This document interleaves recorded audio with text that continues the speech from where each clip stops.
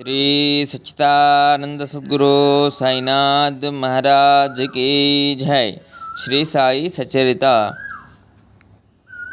28వ అధ్యాయంలోని 396వ పేజీలో 35వ ఓవి నుంచి ఈరోజు చదువుకుంటున్నాము. భగవంతుడు ఎప్పుడూ భక్తికి ఆకలిగొని ఉంటాడు. ఎలాంటి చమత్కారం జరిగిందంటే, అదే రాత్రి 8 గంటలప్పుడు అతని స్నేహితుడు తలుపు తట్టాడు. తలుపు తెరచి చూసేసరికి అతని స్నేహితుడు శంకర్రావు వచ్చి, షిరిడికి వస్తావా అని అడిగాడు. నారాయణ మహారాజ్ దర్శనానికి కేడ్గాం వెళ్ళాలని కోరిక కలిగింది, కానీ ముందుగా షిరిడి వెళ్ళాలని తోచింది అని అన్నాడు. వెతకపోయిన తీగ కాలికి తగిలినట్లుగా లక్ష్మీచందు ఆనందానికి అంతు లేకుండా పోయింది. సోదరుని వద్ద నుండి 15 రూపాయలను అప్పు తీసుకున్నాడు. శంకర్రావు కూడా అట్లే చేసి ఇద్దరూ ప్రయాణానికి సిద్ధమయ్యారు. పక్కబట్టలు అవి సర్దుకొని బయలుదేరి వెళ్ళి వేలకు టికెట్లను తీసుకొని ఉభయలు బండిని అందుకున్నారు. శంకర్రావు గొప్పగా భజన చేసే వ్యక్తి. బండిలో ఇద్దరు భజన చేశారు. లక్ష్మీచంద్ దారిలో కలిసిన వారిని బాబా గురించి వాకప్ చేశాడు. షిరిడి నుంచి వచ్చిన వారు ఎవరైనా తటస్థపడితే లక్ష్మీచంద్ వారికి ఉత్సుకతతో నమస్కరించి, సాయిబాబా యొక్క మహిమను మాకు నమ్మకం కలిగేలా చెప్పండి. సాయిబాబా అహ్మద్నగర్ ప్రాంతంలో గొప్ప సత్పురుషులుగా బాగా ప్రసిద్ధి చెందారని అంటారు. వారిపై మాకు విశ్వాసం కుదిరేలా వారి వద్ద కలిగిన అనుభవాలను చెప్పండి అని అడిగేవాడు. రైలు డబ్బాలో షిరిడి సమీపంలో ఉండే 4 ముసల్మాన్లు ఉన్నారు. వారితో ముచ్చటించగా లక్ష్మీచంద్ మనసుకు తృప్తి కలిగింది. సాయిబాబా గురించి మీకు తెలిసినది మాకు చెప్పండి అని లక్ష్మీచంద్ వారిని ఎంతో ప్రీతిగా భక్తిగా ప్రశ్నించాడు. సాయిబాబా చాలా సంవత్సరాల నుండి షిరిడిలో ఉంటున్నారు.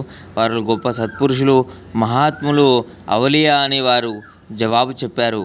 ఆ విధంగా ముచ్చటించుకుంటూ ఆ ఇద్దరూ ఆనందంగా ప్రయాణాన్ని సాగించారు. కోపర్గాం చేరుకోగానే సేటుకు జ్ఞాపకం వచ్చింది. సాయిబాబాకు జామపళ్ళు ప్రీతి. కోపర్గాంలో జామపళ్ళు పండుతాయి. గోదావరి తీరాన వారిని అమ్ముతారు. వారిని బాబాకు సమర్పించాలని అనుకున్నాడు.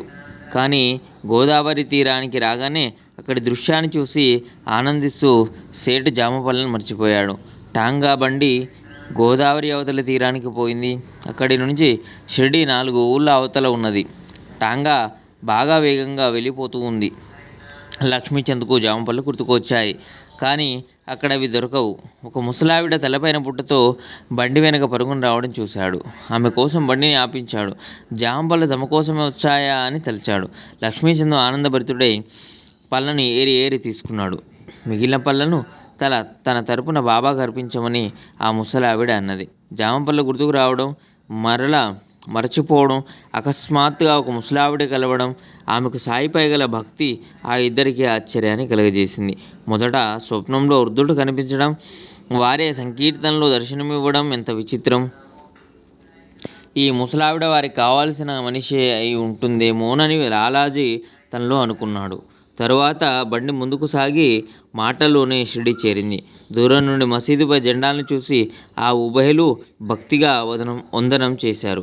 తరువాత పూజా సామాగ్రిని తీసుకొని వెంటనే మసీదుకు వెళ్ళి సాయి దర్శనం చేసుకొని ఆనందించారు. బయట వరండా ద్వారం నుంచి సభామండపంలోకి ప్రవేశించి దూరం నుంచి బాబాను చూసి వారి కంఠం గద్గదమైంది. చూడాలని కోరుకున్న మూర్తి యొక్క దర్శనం కాగానే లక్ష్మీచంద్ ఆకలి దప్పుల్ని వదిలి మరచి తల్లీనుడై ఆనందాన్ని పొందాడు. పరిశుద్ధ జలంతో బాబా చరణకమలాలను ప్రక్షాళనం చేశాడు. తరువాతి పేజీని మరొక వీడియోలో చదువుకుందాం. ఈ వీడియో వింటున్న వారిని ఆ షిరిడి సాయినాథుడి అనుగ్రహ కృపా కటాక్షం కురిపించి అందరినీ చల్లగా చూడాలి. అందరి ఆరోగ్యాలు